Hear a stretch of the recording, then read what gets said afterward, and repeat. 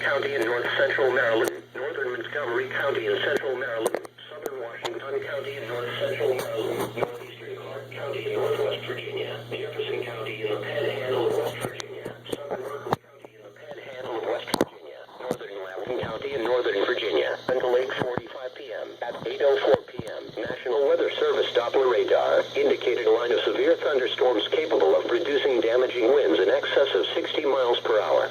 These storms were located along the line extending from Walkersville to Martinsburg and moving southeast at 25 miles per hour.